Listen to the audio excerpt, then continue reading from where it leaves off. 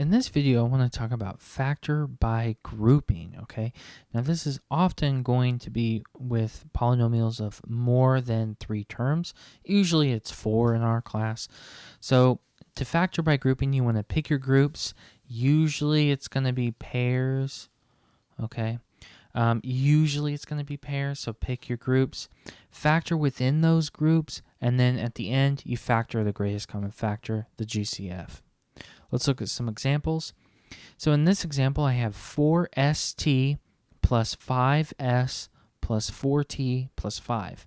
And I'm going to use factor by grouping for this to work.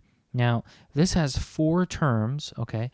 I'm going to pick pairs. I'm going to go 4st plus 5s plus the group 4t plus 5, okay? Well, by the way, which property of real numbers allows me to do this? I'll let you tell me in the comments. Okay, so what is the greatest common factor within this group? I have 4st plus 5s. Well, 4 and 5, they don't share anything. S and S, I could take an S out, and then that only one has t. So I could take an S out. I leave behind 4t plus 5.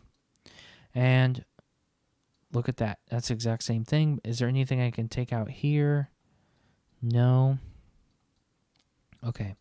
This is good. Because these are the same, you know that you did it right. I'm going to write a little smiley face. I know I did it right. Now the greatest common factor is this binomial, 4t plus 5. So I'm going to factor that out, 4t plus 5. And what did I leave behind? S. And then there's a 1 here, so s plus 1. All right? So that is the final answer.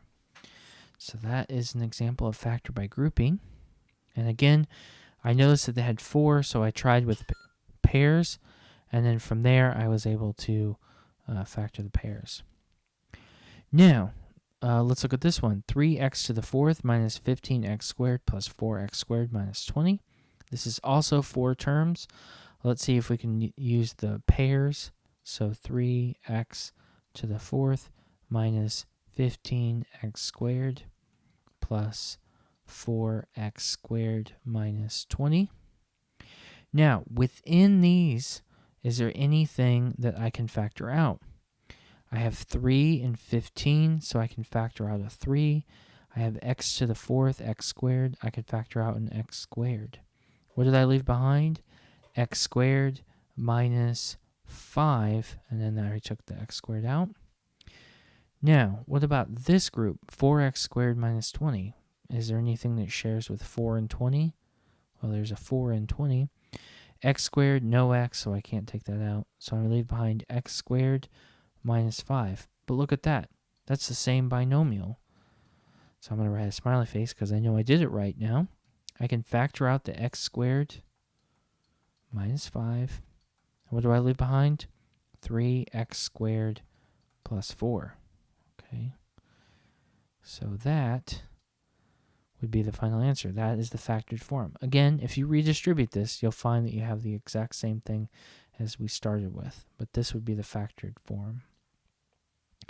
Next one, very similar. I have x squared plus 5xy plus 7x plus 35y.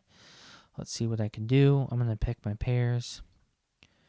X squared plus 5xy plus 7x plus 35y. Okay, let's factor within those groups. X squared plus 5xy. Looks like I can factor out an x. I leave behind x plus 5y. And then I have 7 and 35. I can factor out a 7. I have x and y, so that's that.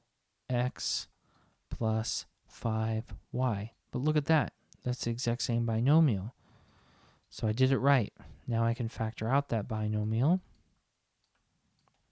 And what do I leave behind? X plus 7. Okay. And that is the final factored form. One more example. B squared plus 4b minus 5b minus 20. So I pick my pairs, plus 4b. And then here, this is a little tricky. You can either factor out the negative sign now, or you can wait for another step.